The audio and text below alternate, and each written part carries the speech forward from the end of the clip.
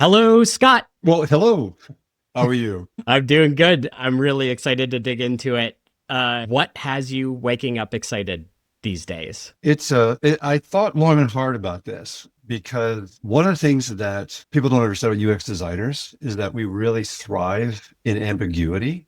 When you are tackling a problem and you're totally confused and it makes no sense and it just everything is going wrong, that's when you know you're doing your job, right? So when you're totally frustrated and freaked out, it's like that makes me excited because I'm on the edge of something. And so I have been like everybody else, I've been trying to make sense of AI, and it is so incredibly weird and bad and expensive and full of false promises.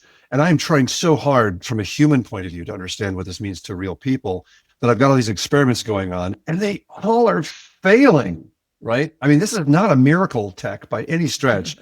And I am setting things up, and my wife is like, "What are you swearing at?" And I'm like, "Well, my VPS is not syncing properly." It's like, why am I worried about VPS syncing if I'm doing AI stuff, right? But it's like if you want your Obsidian nodes to go between. So anyway, I'm deep into the weeds, and it's hard to be excited when you're constantly swearing. That's kind of what I'm trying to say. But the fact that I'm swearing so much actually is very exciting. I think there's a pony here somewhere. And I think that where AI is going to end up is going to be far less exciting than people think it is. And especially when you kind of factor in what people really need and what they're really need. So that's kind of what I'm tackling right now. But I feel like such a cliche to say, oh, I'm thinking about AI. Well, I think everybody's thinking about AI right now. So sorry to give you such a generic answer. No. Well, But yeah. let's dig into it though, because I really like how you frame things, which is here is this thing that is here. It's omnipresent, poorly understood, and it No. ain't working in the way that we're being told it should work. And as a designer, you're like, here's a fun puzzle to solve. Is Yeah, that right? exactly. Yeah. Well, where's the value here? We went through this with NFTs, we went through this with crypto, and there's something a lot more valuable here than crypto, certainly more valuable than NFTs. But I do believe that it is massively overhyped, massively unethical, environmentally a disaster. So, I mean, we need to kind of figure out what this is good at and tame the shit out of it because it is Yeah. not working, I think, as it. And I'm pretty convinced there's going to be a very large correction. So the bubble is going to pop because the other day, a couple of days ago, the CTO of Uber said, "Yeah, we're spending way too much on tokens," and we're like, yeah, yeah, like so. So we're already seeing things starting to crumble a little bit. You had this really brilliant talk where you kind of went through the hype cycles that you've been subjected to over the course of your arc, and Yeah. you're like, and here it is again. Like you've seen this before, where it's like here's the pendulum Yeah. swings. All of a sudden, a brand new shiny hammer is in your hand. Everything looks like a nail. We're gonna throw everything. Right. We're gonna start just beating everything with it, and then eventually things kind of net out somewhere that isn't at this kind of peak Well, hype yeah, it's cycle. I'm always surprised that so many people have not heard of the Gartner hype cycle. And so I wrote about this in my blog, jenson.org/hype, and where I go into this in more detail. But the basic idea is that people get super excited and they completely overestimate what the tech can do. And everybody goes crazy. And there's lots of examples of this, whether it's educational tech or whether it's IoT, or that kind of thing. I mean, people forget that people really thought that watches were going to completely replace phones. There was a watch mania too, right? And so people kind of because nobody wants to miss the next big wave. So everyone kind of tries to be ahead of it. Everyone writes their books about it. Everyone wants to kind of like be the guru on it. And they make these crazy predictions. And then reality sets in. And there's a value for this tech, but it's usually a little smaller. And so it crashes. And then it slowly works its way up. So this is a well-known pattern. Part of the definition of being old is seeing these patterns and then noticing that nobody seems to see it but you, which is what makes you a grumpy old man. Grumpy old man slash designer. Like I think that's what I'm particularly interested in.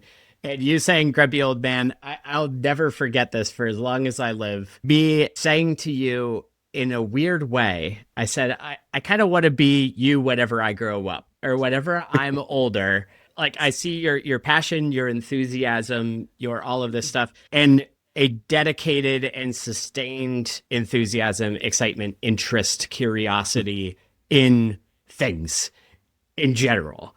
And I'm like, I want to be like you when I'm old or something like that. You're like, please don't say it.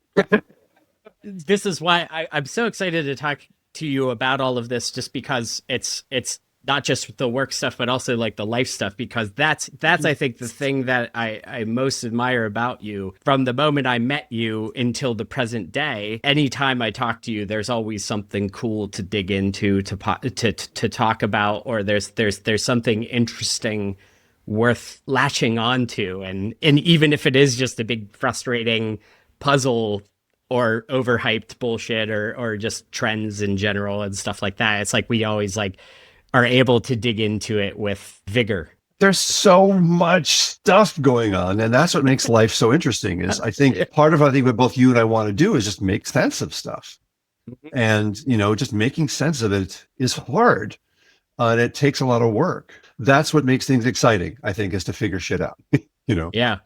I think that's important for designers to hear. I don't know if you've seen like in the trend or trajectory of the industry over the last like couple of decades, that feels like a little bit of an atrophy of that kind of messy, being comfortable being with a big puzzle that isn't solvable or isn't figured out. And in my neck of the woods, at least, I've seen just this kind of like, here are the things, oh, we figured some stuff out, and this is what the job is. And that kind of discomfort or the rough edges seem to have been like kind of sanded off. Maturity, I guess, is what you could call it. And with that kind of comes this like, oh, there are like answers to these problems, and somebody else has already like kind of figured it out.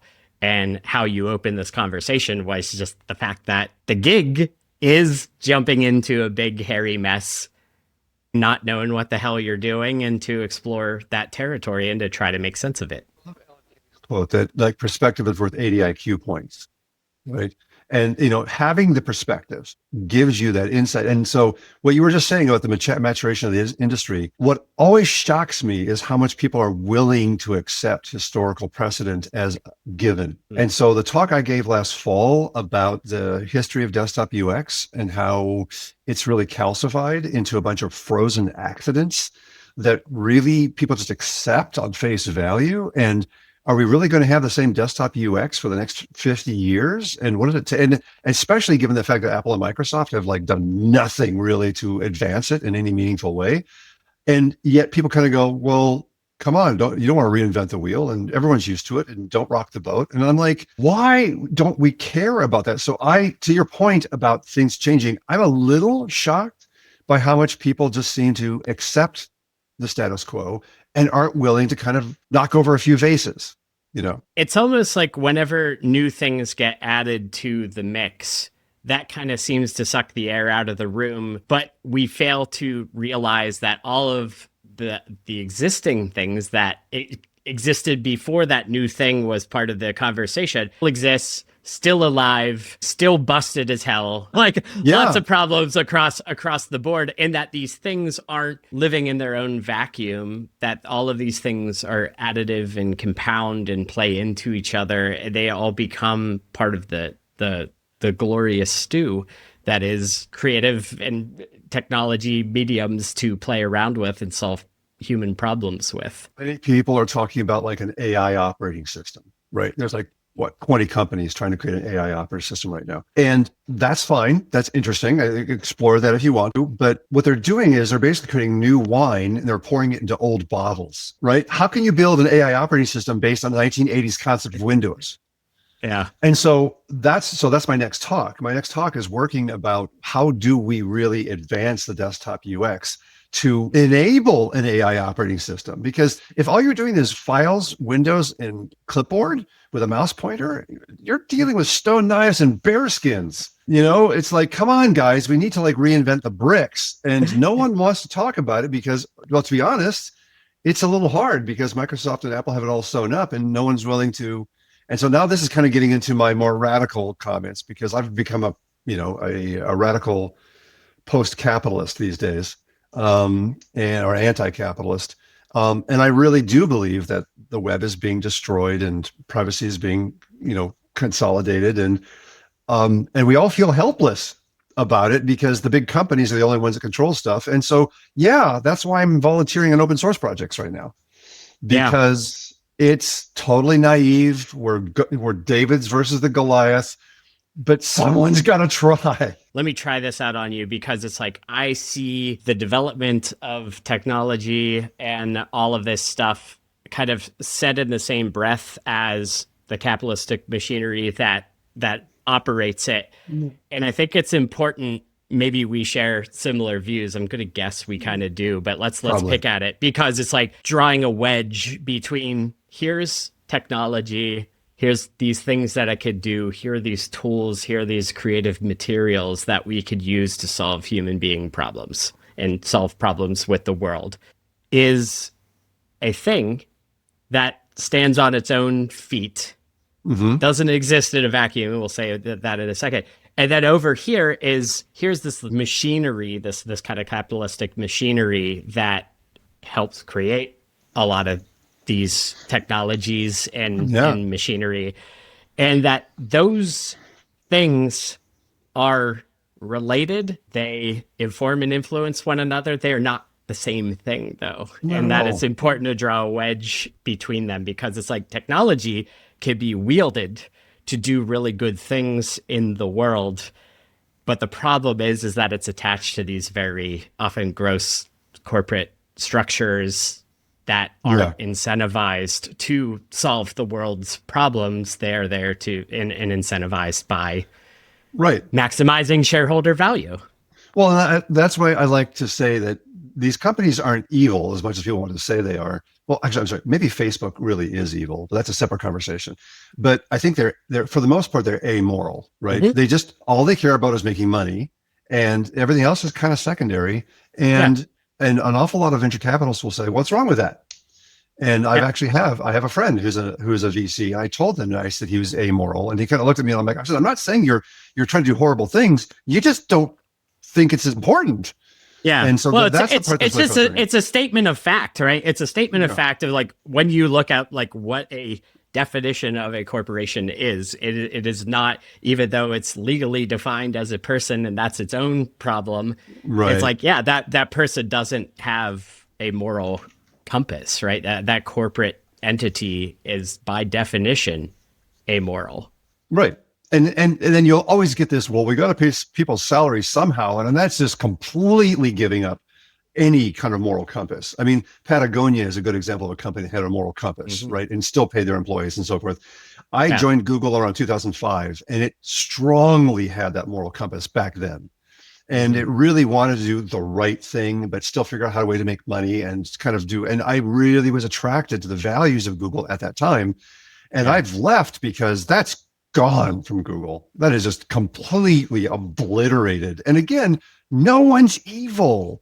They're just trying to make sure that they just make more money, and it comes at a cost. And see what Apple has done with the web and the malicious compliance with the EU and all that. It's just like, it's solely so that they don't lose their 15%, app store type thing, as opposed to, what the world could really use. So I don't want to make it so simplistic to say, oh, you're a complete hippie or you're a complete, Scrooge McDuck.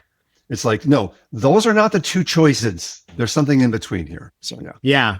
What's challenging, and I'd be curious to get your take on this, is that in order to play with the technology sides of this, you find yourself in positions where you're like, well, I have to kind of hold my nose at this kind of stuff, or that at some point, right, in order to live modern life, you are using the technologies that are available to us, right? In the same way that in order to get from here to there in the United States, we're getting in a car as inferior of a model that is. Like, we don't want to scale that to the entire world. We'd all be in a worse place if that's the case. So it's like, That's, I think, the thing that I struggle with is that kind of reconciliation, or that kind of like living in that, yeah, I know that this is kind of busted, and I know that I could take a moral high road and only use, grade Right. A grass fed, Linux operating systems and stuff like that. But at the same time, it's like I'm focusing on feeding my family, and in order to help people who are also navigating this moment, which is a lot of what I'm trying to do these days, is like you got to kind of be where people's Yeah. heads are, and what tools they're using and stuff. So Well, and hopefully you articulate these higher level values. I got roasted on social media about a month ago about the fact that I was using AI, because in some social media circles, it's really, really strongly anti AI. And I'm like, AI sucks from an environmental and an ethical point of view, but I'm trying to understand the beast, right? I ultimately think that we're going to have local models that are ethically trained, and I want to frankly kill the central model, but I can't yeah, do that without understanding it and playing with it. So how do you, but again, on social media, you can't have a nuanced conversation. People yep, go into tribes and, burn it with fire. And yeah, so there's a frustration about the fact that it's hard to have these conversations sometimes. But I agree with you. I will also admit that, like, I personally benefited from the fact that Google has done very well, right? And yep, so I'm able to retire. Part of the reason I'm doing this is as a way of atoning for my sins. I mean, I worked for the good Google. It turned into the bad Google, so I left. But I do feel like I'm trying to give back now. I'm honoring your point, and I think it's very easy to kind of go on the wrong side of that. It's important to have these conversations, to hold your feet yeah. to the fire, to say, "Hey, That's right. are you doing enough?" We all make choices in life. We're all doing things. I think by and large, like the word that's been so front and center for me over the last number of years is the word stability. And I Hmm. think that so many people, that is what we're hungry for. We're getting anything but that, in modern life. Like Right whether you now, want to look at politics, look at technology, look at anything, stability is not part of the equation here.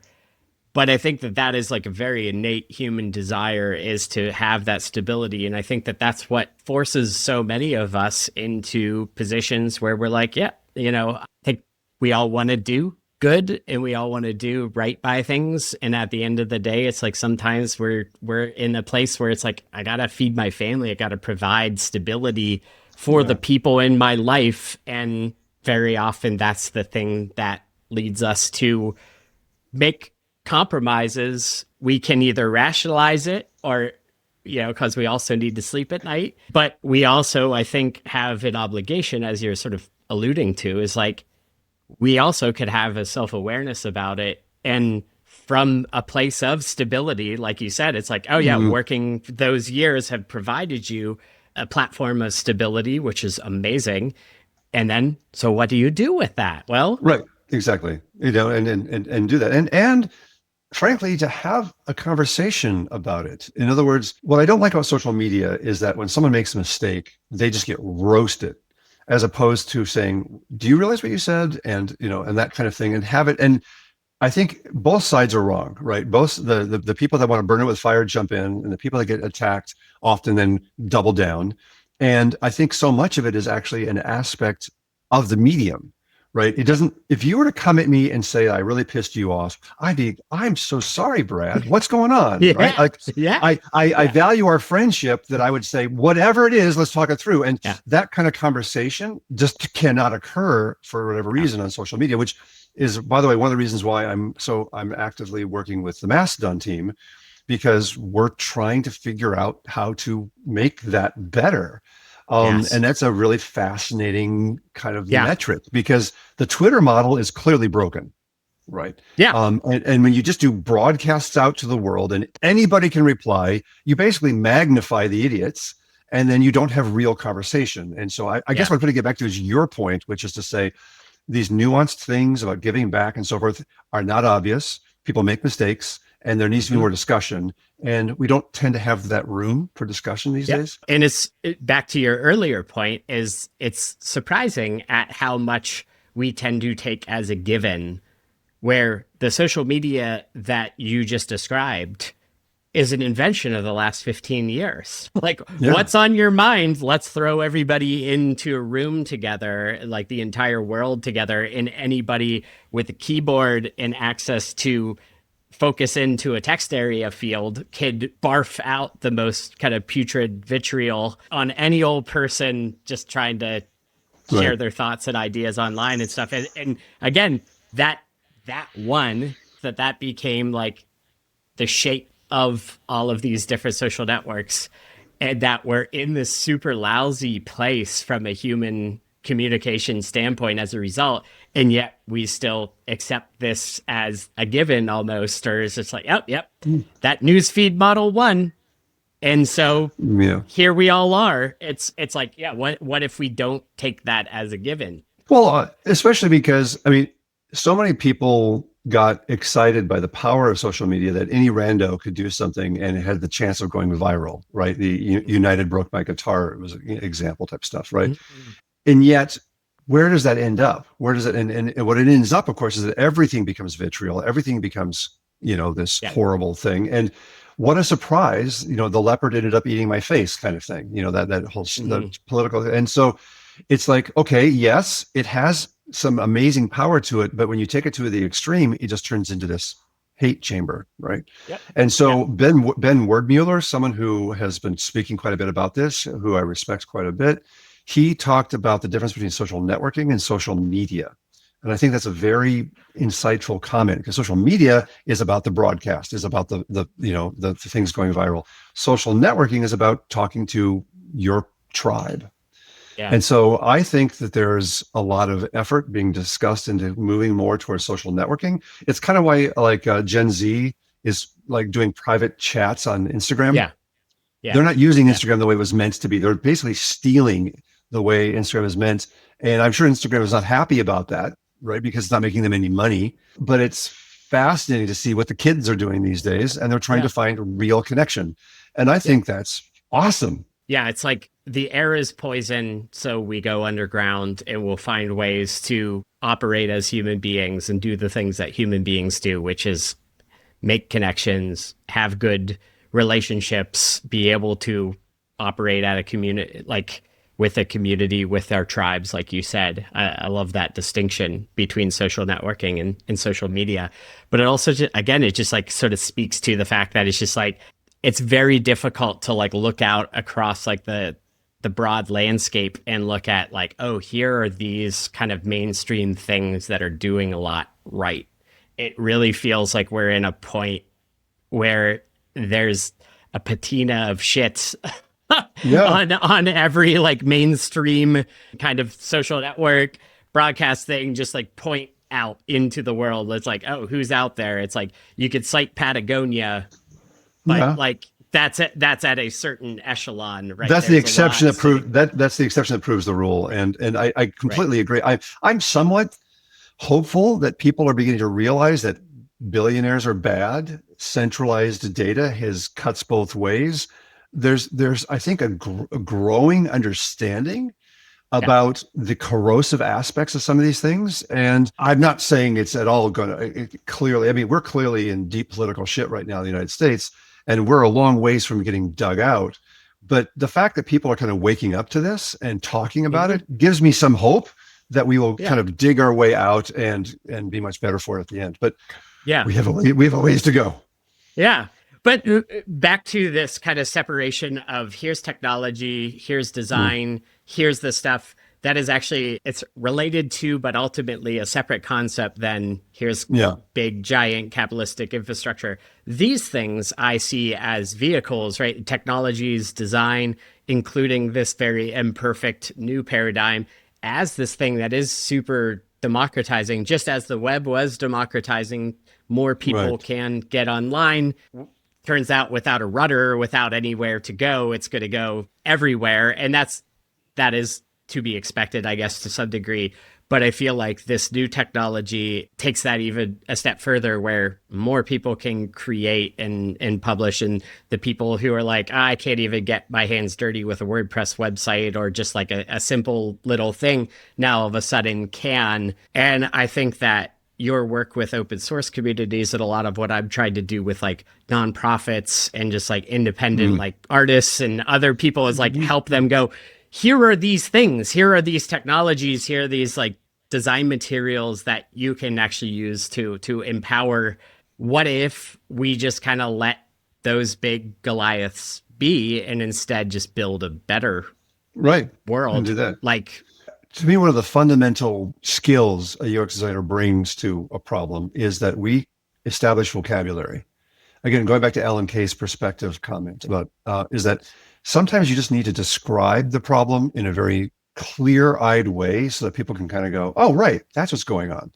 And so this is a totally trivial example, but it worked. I did at Google about analyzing text editing on mobile, and people thought that text editing on mobile was fine.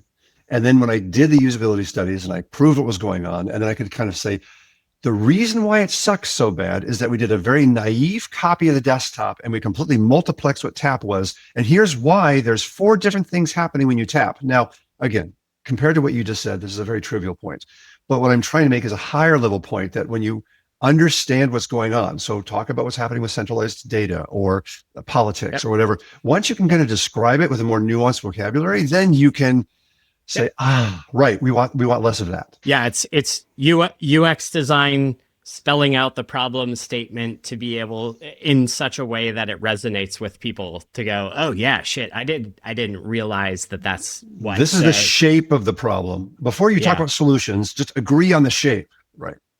Yep. And that's also, interestingly, I think a big core concept around therapy and stuff in general is it's like you can't work on what you can't name, right? If you're feeling anxiety or depression or grief or whatever it is, you feel the effects of it, whether you have a name for it or not. And so that's where in mental health world, but also in physical health world, some people find such a relief in getting a diagnosis for something because it's like, oh, thank God, I actually like have a name to something. I can now sort of take that and do something with it versus before it's just this kind of ambient stew. No, totally agreed. We had this running joke at Frog Design. I was creative director there in San Francisco for a couple of years, that we weren't in the design business. We were in the design therapy business, because is that the truth? Yeah. Yeah. Because people want innovation, but nobody wants risk. And how do you handhold people through that? Yeah. Can you talk about the role, like just kind of coming back to what I was saying earlier about your job as, or just your character, maybe as curiosity, excitable, enthusiastic. I feel like those matter a lot, especially just through the lens of everything we've been talking about, right? So it's like, okay, defining the problem statement is important. And a lot of people don't even get there. But even a lot of like talented designers can get you to that problem statement really well, but that a lot of people hang out there. And I think that it's a really important next step for the job of a designer, but also just for humans in general, is to not just sit and bathe deeply in the problem statement, which is what I see across anybody that I care about in life. Is it just seems to be in that place of, it's just like, yeah, things are bad, and it's important to say that. It's also really important to find ways to get out of that quicksand. And that to me feels like the job of curiosity, enthusiasm, hope. Yeah. Well, I mean, the concept of a local maxima in mathematics, where your curve is at a certain high point and every way you go is down, but there's a bigger hill further out. So you have to go down to get up. And that is this horrible psychological problem, because how can you go forward when every direction is wrong? Right. And so that's where I get inspired by the velociraptors of Jurassic Park, right? You're just always testing the fence, right? And shock, but eventually you see something. And so that's to me what separates pros from novices. Pros just keep failing, because they're like, there's an answer here somewhere. I'll eventually find it. And it's that kind of persistence that I think defines your maturity. That's great. I think more people need to hear that, because they're being shocked repeatedly. Well, and sometimes if you get shocked enough, you're like, I'm at the wrong fence. Yeah. and so you do have to back up sometimes. I'm not trying to Yeah. say that if there, I don't want to be a Pollyanna here to say, oh, just keep trying. It's like Yeah. Yeah. it's like Yeah. it's like Dory and Finding Nemo, keep on swimming, keep on swimming. Yeah. But in many ways, that is part of. Madeline Albright, one of that great Mhm. politician from, she always talked about negotiations as pedaling a bicycle in sand. If you stop pedaling, you're done. But if you keep pedaling, it's really hard. But you just keep making progress, even if it's slow. And Yeah. I liked that as a kind of a metaphor to say, just keep pedaling.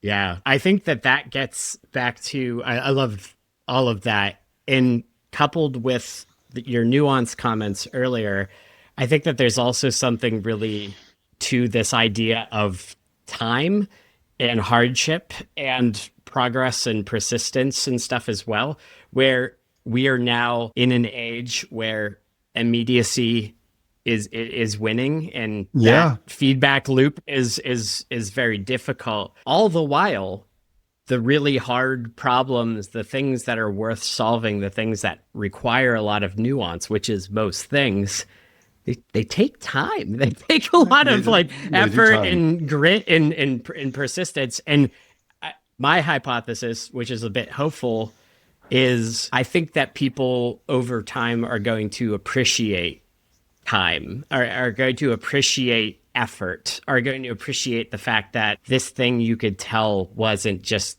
created in an afternoon, that there's a lot of careful thought Yeah.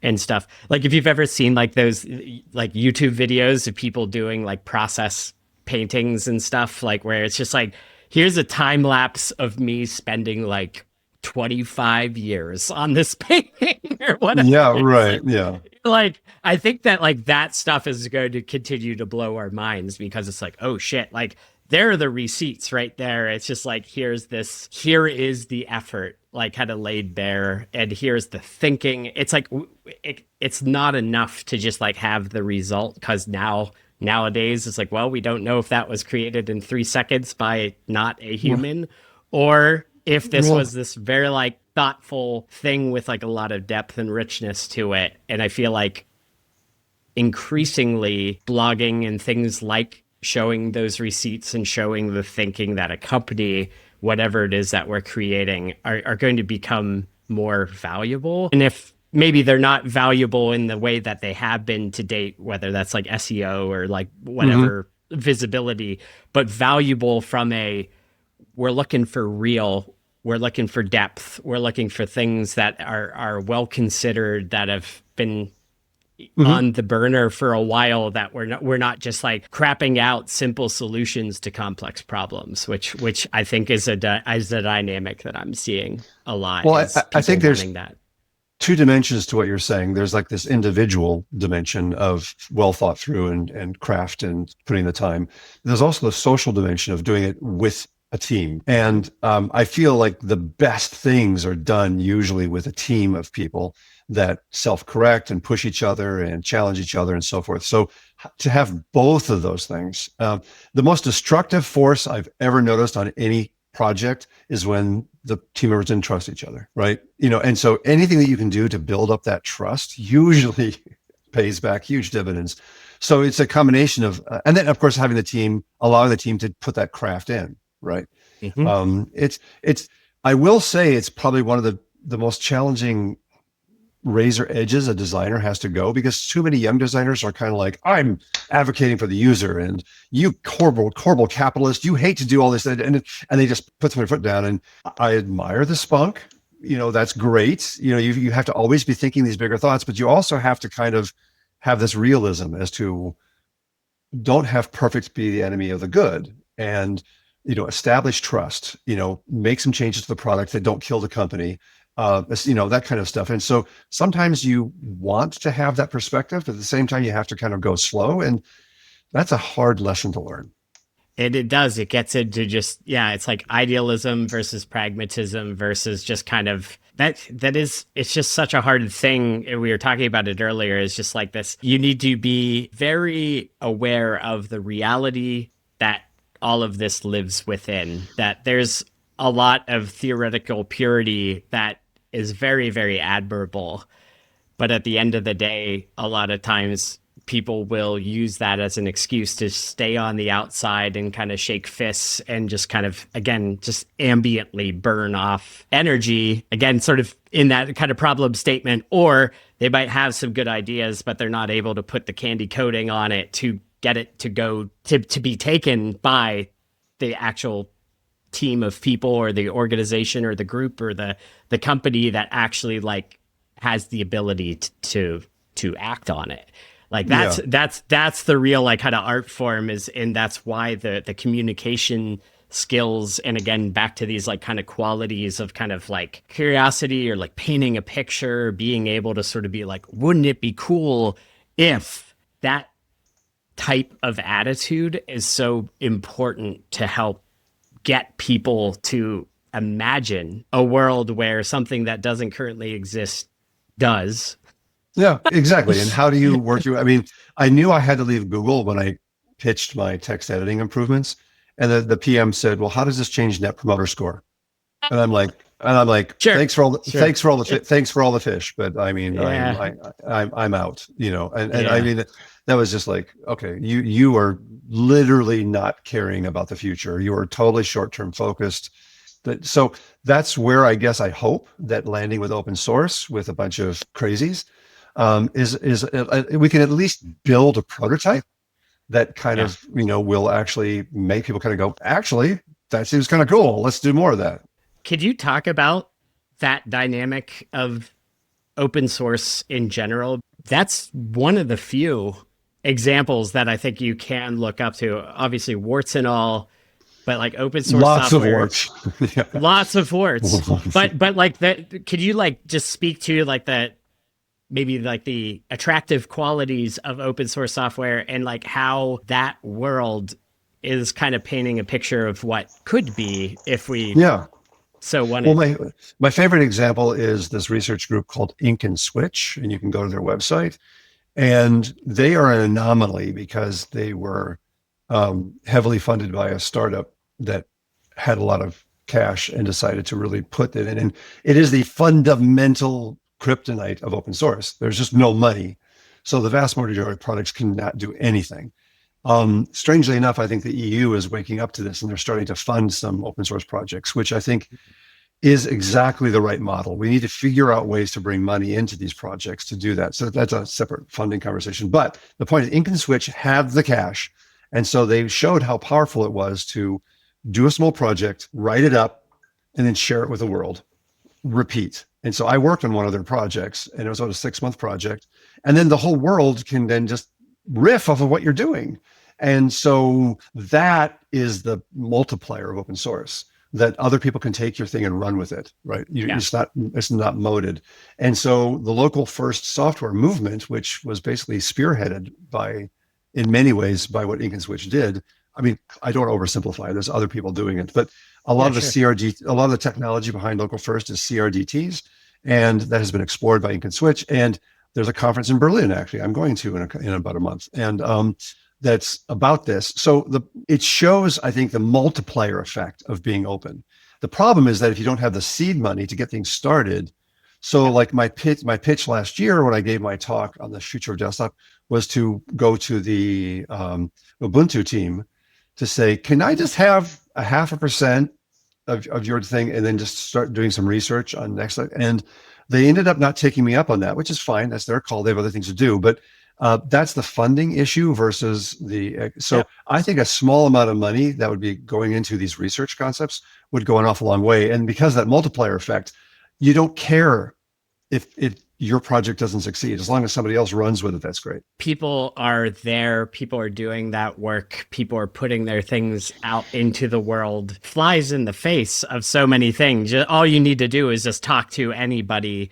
I'm sure you've had these conversations plenty of times where it's like, wait a minute, what? You're just giving your stuff freely away? Like, warps people's brains. But at the same time, I think that especially because in this present moment, there isn't the money there. People are doing it because something deeper going on, and that deeper, that depth is very, I think, laudable and admirable and worth exploring and helping to cultivate in more people.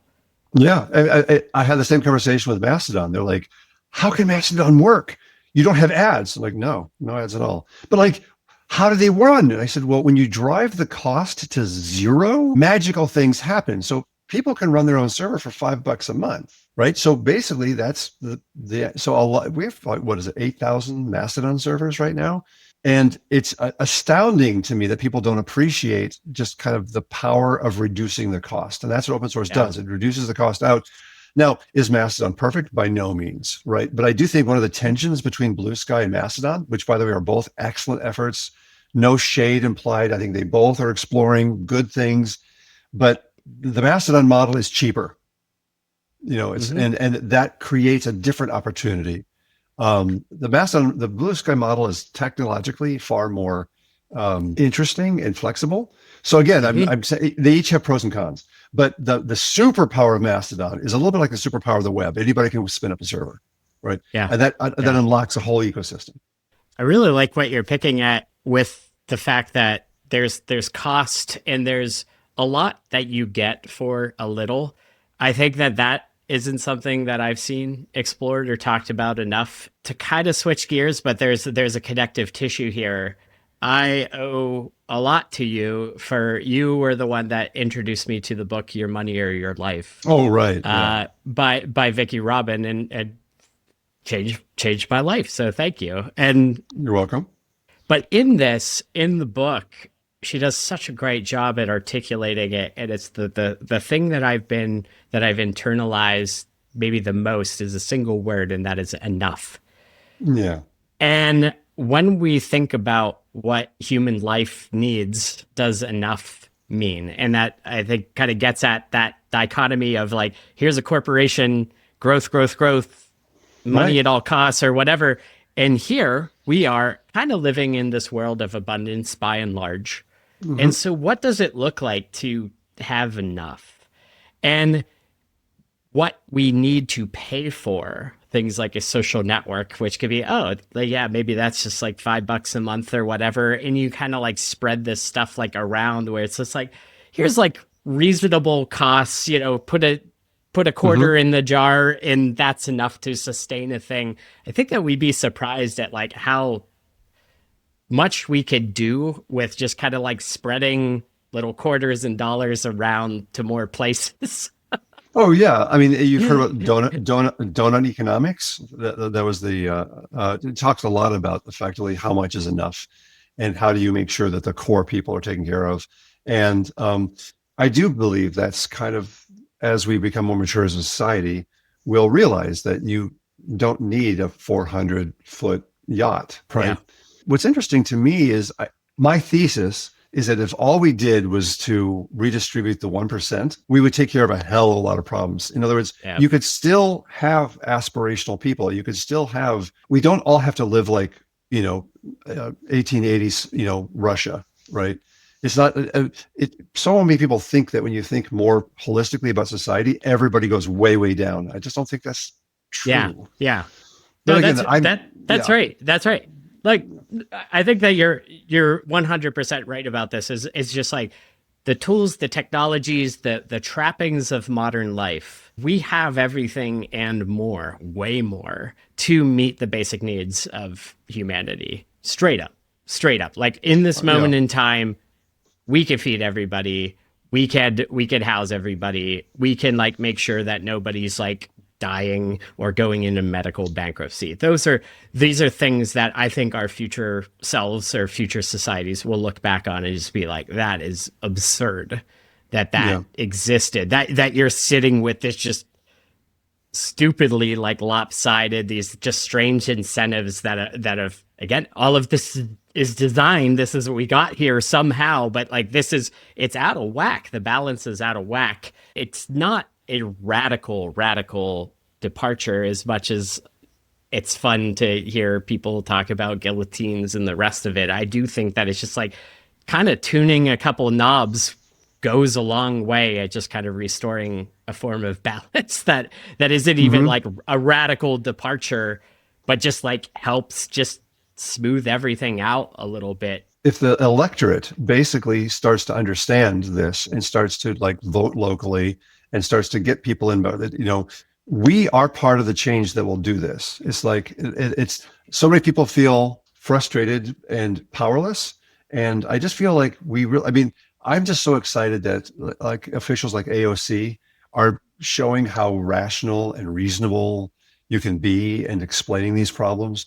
And so I do hope that collectively we as a society can start to kind of just vote in more reasonable people that just do this kind of stuff, because it feels intractable if you just sit all back by yourself, right? Yeah. So, Yeah. but Yeah, there's something interesting in the language of politics. And so AOC is like an interesting one, and I get a very interested because I think a lot of people, whenever there's this is just like firebrand and like people that are out there, boy oh boy, like a lot of that is, and again, the design of the political landscape, just like social media has resulted in people that are able to sort of like abide by like sort of certain things.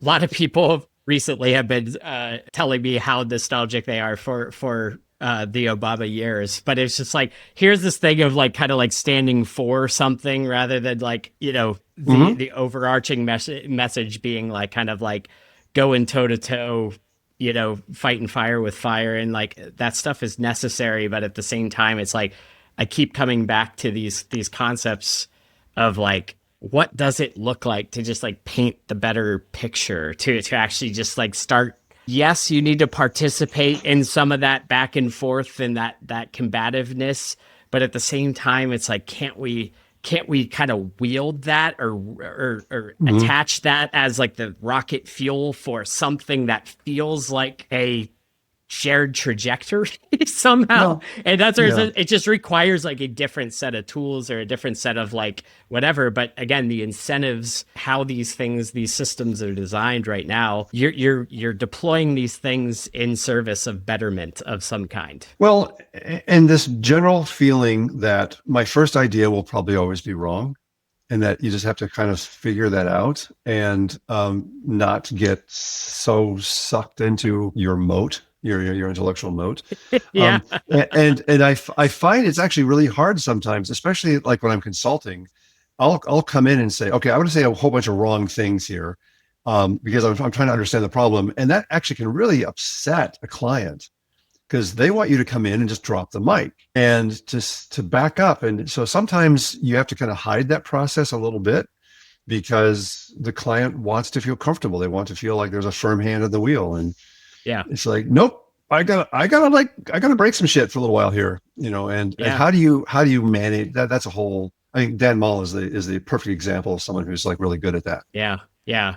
But it's also kind of what speaking to what you were saying earlier about kind of more junior people who are coming in with all that spunk and all that kind of idealism. And you kind of have to read the room or read the situation in order to know what tactics and what angle to deploy in order to Right.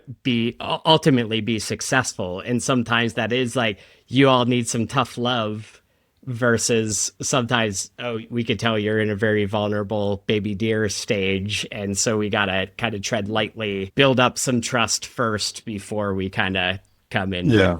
I mean, heavy. one of the early mobile websites I worked on at Frog Design was for a bank who shall remain nameless, but it was a big bank. And how we basically created a navigational model that had just used a navigational model that had just been adopted by Facebook, which was this strange thing called a hamburger menu up on the side.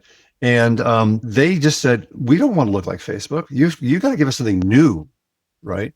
And they were just adamant about it, just absolutely adamant about it. And it's like, you can only lead a horse to water. You can't make them drink. Right. And so I think whether you're a programmer or whether you're a front end person or whether you're a back end person or whether you're a UX designer, we all have these stories of having a client who just is so adamant and you can only turn them so far. Right. And so that's also part of just, I think, being a more mature professional. Right. I mean, at the same time, I remember I was consulting to the Google Fit team. Actually, this is the Google Health team before, and they had an overly complicated thing. And I was like, guys, this is way too complicated. And so I laid out, I tried to simplify it, and they just said, no, we're going to go with this. And they shipped, and then 6 months later, the lead programmer said, "Oh, Scott, you were right. We're going to really rethink this." I'm like, okay, well, that's one way to get an answer. That's the world's most expensive user test, and sometimes, and that's the long way. Now, of course, the team then trusted me a lot more after that, Sure. but that's part of this process is that, again, I don't want to say that I'm always right. I'm not trying to imply that. I'm just saying that Yeah. UX, in general, UX has a sensitivity to these issues and calls them out. So. But there's that real, yeah, it's like the human connection that has people go, yeah, we're gonna follow that versus not. There's like a lot of real hard stuff there, because sometimes it just takes a long time to change someone's mind. A lot of times you're not going to get there. Again, it kind of comes back to that we were talking about earlier about immediacy. It's like we tend to say, if I only spell out the 7 bullet point list about like why we should do it this way. Yep. There's a great book by Jonathan Haidt called The Righteous Mind. I think the subtitle of it is like why good people are divided by politics and religion. And I love that. But he talks a lot about confirmation bias. And if you spell out that here's these logical reasons why this is the way to go, or why this position is right and yours is wrong, people need to see one weak spot in one of those bullet points to throw the entire argument into the trash can, right? Mm-hmm. And so like psychologically though, that's often like the first contact that somebody might have with like a position that's different than what they have in their head. And we don't appreciate that. Just it takes time for our brains to kind of process that, and it might be some like unrelated conversations or some other things that starts to like kind of stuff doesn't just get rejected and then it gets washed away in the sands of time forever. Sometimes if you say, hey, that political position is really harming people, that might hurt, and you might reject that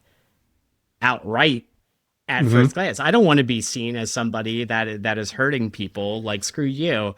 There's something really interesting to just time and the time it takes for people to arrive at maybe a change of course, and sometimes it takes some bruises along the way, I guess. Well, and then you're talking maybe like the big issue about society in general and politics, but I think there's a much more tractable problem with dealing with what you and I do with technology, which is you just tend to have a far more technocentric model, and that always drives a certain approach.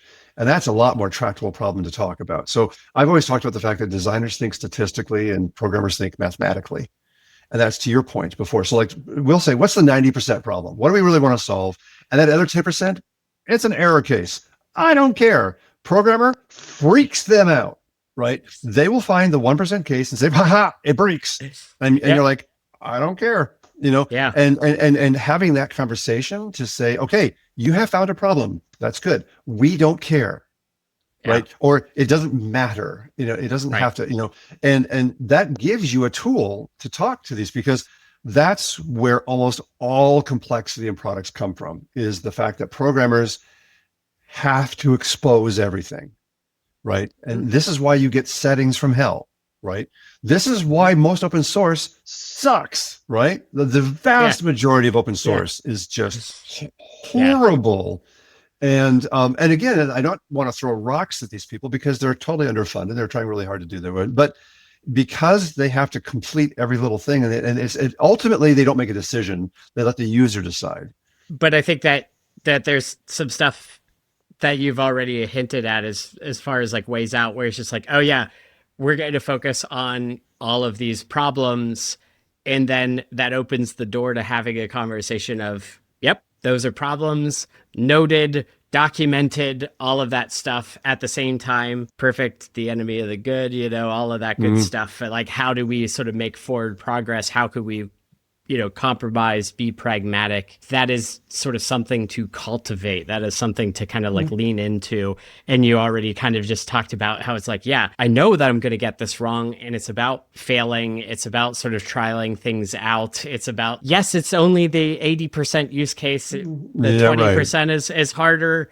Fine. But let's at least do some just common sense, pragmatic stuff that will like help everybody. And we know that it's there. It's staring at us in the face. None of this is particularly great.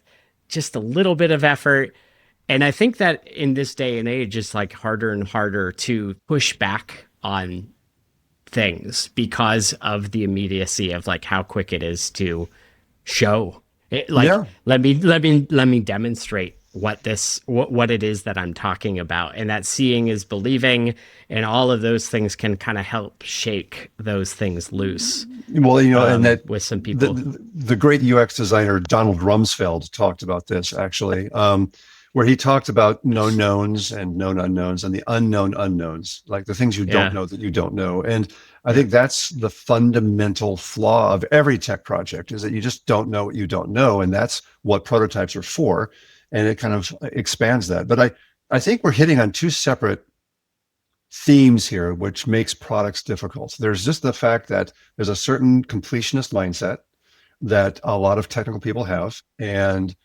But the other one I would argue is just the hype, right? And we're seeing this a lot with AI right now, where people just naively believe that it'll just get better over time. Like Moore's law applies to software. No, Moore's law is about hardware. It's not about software.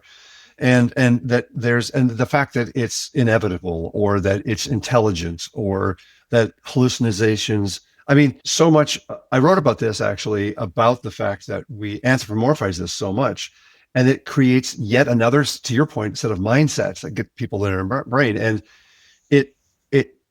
it's this fever dream that people are having right now, where they can't think carefully about what's going on. And I think this will eventually burn out. We just have to wait for the fever to pass. But all I'm saying is there's two different vectors here that's making technology challenging right now. And this naive belief in what AI is capable of doing is going to waste so many cycles. No, I say this as someone who actually believes in what LLMs can do. I am not a burn it with fire kind of guy, but again, I'm not sure if we want to shift to talking about this. I'm sticking to your main point though, which is to say the hype cycle is a generic force, and this completionist force, and both of these just make product decisions difficult. Yeah, no, I think that's right. What do you see? You talked about the fever breaking this, but also how do you feel about, it's like, here is the promise of this technology, that there is something there, but like, I think that one of the things that me about techno-optimism, or a technocentric approach to things, is people say, it'll make the world better, or here's this, and like, just kind of like waving it away. And it's like, dude, how? Like, how? Yeah. Or like, let's actually talk about how we actually use it to make things better. Like, I think that's the thing that irks me about both sides of the, accept this as your Lord and Savior, or this is the devil. And here we all are. I think that there's a place where it's just like, okay, maybe there are merits to some things that are worth exploring and understanding, but then also let's acknowledge these risks, and how might we use this technology, as well as the corpus of everything else we have at our disposal, to actually like address it, so that the bad things don't come to fruition. Like, that takes effort. That takes like actual application of stuff in order to do it. And I'm kind of personally done with we're going to be at either end of the spectrum. It's the ultimate capitalist pragmatic step, which is that if you can see this technology for what it really is, and when what it's really naive at, and like you said, it really has to get built to be solid, you're in a good spot to start a really successful company. There's this quote, I think I've used this quote for a number of years now, that the Korean medics had this very dark phrase, which is, the patient always stops bleeding, which is a bit dark, right? And I feel like, to a certain extent, we will get to the other side of this AI revolution. But the question is, how much blood is going to be spilled? How many companies are going to naively drink this Kool-Aid and just lose it? And there's this belief like, well, if you don't get on it right now, you're going to be behind, and it's this kind of fever-ish, if I don't do it now, the world will leave me behind. And every technology has had this risk, and every technology has motivation, and this motivation is almost always pushed by people who are selling something, right? Yeah. So, Yeah. so to me, there is a use for this technology. We will find a way to use it, but it is going to cause so much bleeding and so much painful. So like, hey, what's the current hotness right now, right? Is to take Claude code and attach it to Ubiquity. Right. That's everyone's talking about this. Karpathy just had this blog post about a month ago about this whole new LLM wiki thing. And people are like, oh, second brain. Well, I tried setting it up and oh my God, it is just like where it's like draw a couple of circles and draw the rest of the fucking owl type of thing. If you remember that kind of that meme, it's like people are sketching out this model as to how powerful it is. And oh, by the way, I just happen to have been taking thousands of notes in Ubiquity for the last 5 years. So I've got enough lot of data for this to work on. But if you're starting from scratch, you got nothing. And so I hooked it up and I just tried to do a couple things. I just said, oh, by the way, can you just please delete this folder? Because it's okay. It says, well, I can't delete the folder. Well, why can't you delete the folder? Well, it turns out that the Macintosh has a .ds store file, which, and it's just like, there's just shards of glass all across the floor as you're trying to walk across it. It's just like Die Hard, right? He's trying to get to the elevator. And I'm just like, we can solve this. There's probably a solution here, but like you said, people aren't doing the work and they're not understanding. And these are all steps in the right direction. We'll eventually get there, but oh my God, and I just feel like I've in a sense, wasted the last 3 days trying to get this damn thing set up. But at least now I appreciate it. I understand what it is, and it gives me some really stronger ideas of things I want to do. And this is where experience comes from. It comes from stepping on glass, right? Yeah. Yeah. And it really does require being in that stew and experientially going through something in order to figure out what there is, what's busted, what's broken, what I don't know, and I think that's the gap that I see, is that I think that the lack of nuance or lack of just kind of speaking plainly of everyone is figuring this fucking shit out right now. Nobody knows what they're doing. We're out here without a net, folks. Like, this is not like some people have it sorted out and they cracked the code. It's like everyone is feeling their way into this future. And whether they want to admit it or not, or whatever, we're all in this exact same moment in time trying to figure things out. Old Stuart Brand quote, right? If information wants to be free, I think it's going to be a lot harder to contain things and to keep the secrets to yourself and to figure the thing out. We're already seeing it with like, whether it's just APIs in general, but also now this new flavor of MCP and stuff. Everything needs to talk to each other, right? So whether you are on board with that or not, that like cooperative, this all needs to be interoperable, this all needs to just work together. I think that that's really fascinating, because what does that do to this very strong drive, or the historic nature of companies, which is to protect and to compete and to move inwards? It's like, nope. I think a couple of things are going on. One is, I think we have this kind of LinkedIn showboatmanship thing going on, where everyone is just trying so hard to get ahead of the curve, and they want to monetize that. And so you get, again, this perpetuates the hype. And so it just confuses things and makes people feel like they're behind. And I do mentoring for UX designers, and they all are just lamenting what's going on and so forth. But at the same time, I do feel like there is some way forward that is going to just take a little bit of work to figure it out. There's something about the fact that these technologies are going to be useful to us in a much more subtle, soft way. And we just have to kind of just burn. I guess that the LinkedIn hype is causing us to look too hard and to think such big thoughts. Here's a bit of a non sequitur, but when Apple reorganized, it was really fascinating to me that they reorganized around the hardware team, not around a software team. The new CEO is a hardware guy. And we have this history that we keep forgetting, that there's this compute pendulum where we go centralized, localized, centralized, localized. So we had mainframes in the 70s, and then we had the X window system in the 90s, and then, the web and so forth. And so the same pattern is going to hit, I think, with AI, which is that it's all the centralized stuff with all these evil, unethical, energy burning things.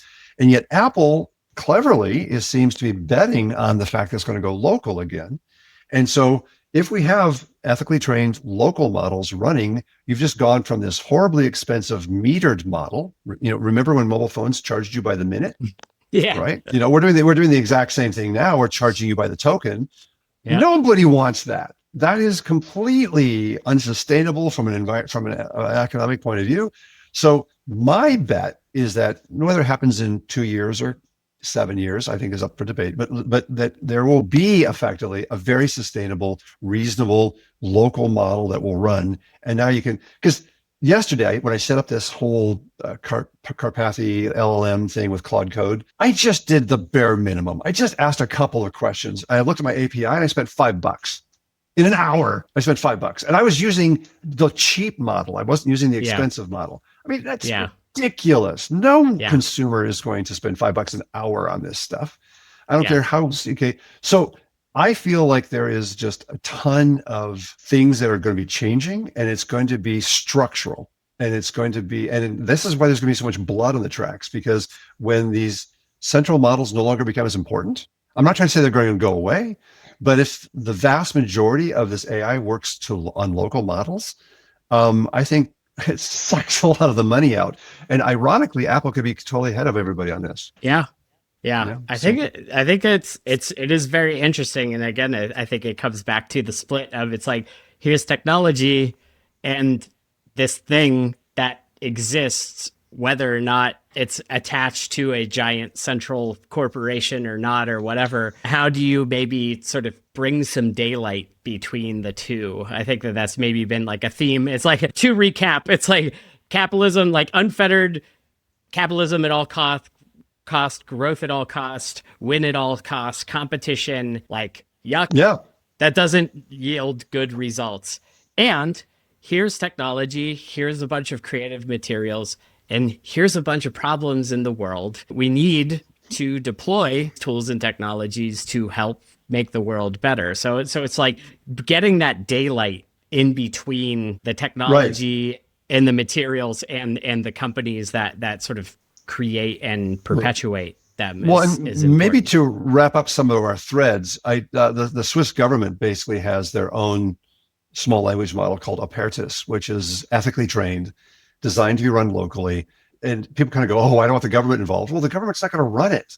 The government is funding, like the government funded the internet, right? The government is funding these open source projects that will unlock all of this goodness. Yeah. So this is a good way of tying a lot of our conversation together. An AI conversation, open source, the right funding. So the web and the web in general, like the web in general. Yeah. And so I am super excited by the fact that we have a very reasonable way forward for AI to not, want to, marry my wife and kill my children, right? That's good. It's good to have a reasonable plan towards, but I think what you're saying makes a lot of sense. But when I look at the web, and I just happened to be coming into adulthood and growing up, that is where I entered the scene. It's like, here's a personal computer, AOL, here's people talking on chat, via chat rooms and, ICQ and AOL Instant Messenger and GeoCities and the rest of it. When I now, all these decades later, see the backbone of how the World Wide Web was created, deployed, thought about, and it brought with it all of these ideals, and it was deliberately not a commercial enterprise. And when we juxtapose the open web, right, the World Wide Web, with this new paradigm, with this new technology, and you see just that fundamental difference between World Wide Web, protocols, openness. You could make an argument that there were ideals as part of the AI thing, but it's also and we need to be handsomely rewarded for Yeah. for accomplishing those ideals. And it's just like that dichotomy is so stark to me now. Well, and again, to putting a UX lens on, there's a reason why. I mean, initially we thought that everyone was going to have their own server. And it's just like, guess what? That's a programmer mindset. That's why Blogger got invented, right? Yeah, And and Blogger was the crack that opened up Facebook, right? Because once users want openness, but they don't want inconvenience. And so we should be really honest with ourselves. The web let down consumers by making it not that easy to really, get started in all these things. Yeah. And so whether it's Blue Sky or Mastodon or other projects that are trying to make this more sustainable, I do feel like we're kind of getting this next generation, or at least people are considering it, because we need to own the fact that we made the web too complicated for consumers. 100%. 100%. And I look at that stuff, and I look at the indie web model and a lot of that stuff that historically, for me, who has been in it, that is just like hook, line, and sinker, I'm all in. When I've historically gone to like implement some of that stuff, I'm just like, oh man, this is like, I need to spend more time in brainwaves than I'd like on this in order to kind of get these benefits. And that's, I think, one of the things that I'm very interested in with this new crop of technology is that it's just like, how do you make that stuff easier? How do you make open source and contributing to that easier? How do you make operating and spinning up your own website and just writing words because you could just speak and then it shows up on the screen? It's like, that's a lot less effort for just human beings. Like, do you know how to speak words? Well, guess what? You can have your own website now. Like, that's a very like beautiful thought that could be a real boon for human expression and sharing thoughts and collaborating with people. But to be fair, it's not just speaking words. It's speaking words into a product that's listening properly and doing it right. Yes. So there is this kind of in between. One of the things I guess I want to wrap up with though is I don't think we really appreciate it can be helpful even though it's bad. So for example, there's a lot of discussion about how bad it is at coding or all the coding problems that are happening. For someone like me, who, by the way, I do have a coding background, but it's atrophied over decades. This is nothing short of a miracle for me, right? Because I can now have an idea and I can just mock it up and the code sucks. I don't care. It's working. It's a prototype. Yeah. I can learn from it. And so it's like people said, like machine translation is not the same as translating poetry. Of course not. But who wants to hire a professional translator to translate tweets, right? It's a scale issue. And so for me to be able to write crap code at the drop of a hat has literally changed my job. Now, do I swear at it? And does it go to, yes. Is it stupid? But like I wrote a watch app that helps me exercise better because it does exactly what I want. I have never, ever written a watch app and it took me 2 hours. Now, again, it's a stupid little, it's why Android is doing all these little dynamic widgets, for example. We're going to see this kind of dynamic computation as a theme coming up more and more. I'm just willing to spend a lot more time with it. But as a program, as a UX designer, I don't want any of my code to be production code. There was a game I was playing and it did a really stupid little thing about input focus loss. So I just took a screenshot of it and I said, just make this as a website and I'll make this one change. And I just posted it online. It took me like 10 minutes. And now my post is a lot more interesting. The point makes more sense. People kind of go, oh, I get it. That kind of stuff. Yeah. So I want to give this credit. And I do think that the superpower of this stuff seems to be around coding, So, okay, sorry for the ramble. It's important to acknowledge what it's good at within its boundaries. You got it. It's here's the stuff. It allows me to create things, get ideas out of my head, out into the world, look at things for personal use. It's great. You could just kind of plug it right in. But at the same time, that you don't want that just off the production line, and to have more of these nuanced conversations that not all code is production code. Not everybody needs to do this, but this is very empowering and rewarding for more people to participate. We can use these as tools for imagining things together, dreaming up new worlds, dreaming up solutions to things that didn't exist before.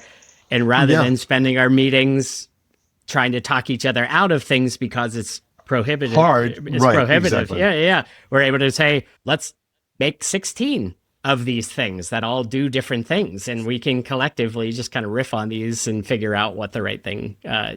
to do is. It's like there is a lot there, even if it is just like a stepping stone for, cool, now we need to do it the real way, the thoughtful way, and Right. whatever. So it's so as like an ephemeral or a an artifact, I guess that's pretty cool. Well, I'd like to think that our conversation today has been a detailed, specific example of the higher meta concept we were talking about, which is how do you talk? How do you engage? How do you learn? How do you respect each other? Yep. And and we got into specifics around LLMs, which maybe is a little too topical and a little Whatever. boring. Yeah, and maybe it's a little boring for Whatever. us to talk about LLMs, but I do believe it does show again this idea of hype and so forth Yeah. that there's a lot to unpack here, and I do feel like we'll figure it out, but we still have a long way to go. Yep. Yep. At least Mhm. getting the pieces out of the box and flipping them over so you can actually spread them out on the table and see what's Yes. going on. And that's kind of where we're all collectively at, and that it's Yeah. okay Well, to be in this place where the puzzle's unsolved.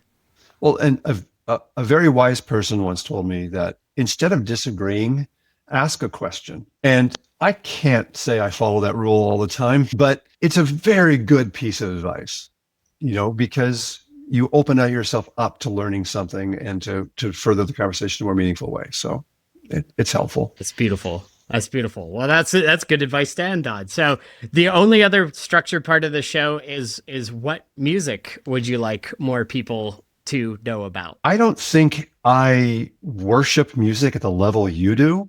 I am a very thin music appreciation person. There's just things I've collected over the years. What I would say is music that has truly made me happy has been music that was just a little funky, a little weird. So like I'll go back to a classic, like Dave Brubeck, and the Take Five album is one I always go back to. It's just so damn fun and unique and different. And then the other day I was watching Pluribus, the new Apple TV show, and there's like this really Okay. great song that kind of reminded me a little bit of Dave Brubeck. And so then I went down this huge rabbit hole, like, how do I find this song?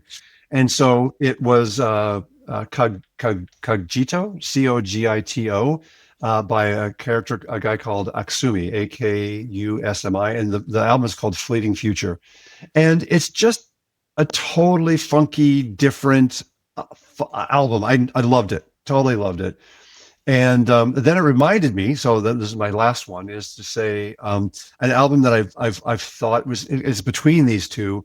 Have you ever listened to much Moondog? Little bit. I've been had it recommended to me, and I've definitely like listened to a song or two, but I can't say I've spent Okay, any so real time with it. Moondog is this crazy Viking of Sixth Street, New York. He was blinded as a child, taught himself, and was kind of like on the streets, and just created his own instruments and just did weird stuff. And he eventually got this body of work, and he did an album with the London Philharmonic, of all people, and it's called Sax Pax for a Sax. And basically, it's a lot of his songs that were done with a saxophone quintet, I believe, and it's killer. And it's really fun. And "Bird's Lament" is the famous song on that. So There we anyway, these go. are just songs that. Oh, thanks, Apple. Yeah, there we are. That's the way to There we end. go. Yeah. Do I get it too? I don't know if I get it. If you click on your your thing in the menu bar, I believe you can turn on reactions. Yeah, it's the it doesn't give it to me for straight away. Oh, There you go. There you whoa. go. Oh, I got the glowy. Uh now as soon as you said Moondog and I had to and you started describing it, I'm like, I know who it is. It's Mr. Aaron Spring, the sax player for my college band, who's also Frostapalooza, but he is a professional saxophone player, and so that's how I know Moondog. Anyway, they're fun things to check out, and I That's enjoy great, that. but So. I love that it's like the TV show reminded you of Dave Brubeck. It's like that kind of continuity and connection between those things where it's like, ooh, this feels similar to this other thing that I like. That's always a good phenomenon where it's like I hear notes of this thing that I know, and that gives you a jumping off point to go into something that you didn't know. And it's when music fires your imagination, you know, and the more I listen to it, the more I realize it's nothing like Dave Brubeck, but for some reason I made that connection, you know, when we did that. So, well, anyway, That's this has been wild. an awesome conversation. Thanks so much, Brad. Yeah. Thanks so much for being here. And thanks everybody for listening. Last question. Where can people go and find out about you and your work and follow along with you? Oh, just go to jenson.org, jenson.org. I'm so glad I'm old and I was able to grab that in 1996 when it was when it was available. And that's where most of my blog posts are and things like that. Beautiful. All right. Thanks so much. Thanks. Bye-bye. Bye.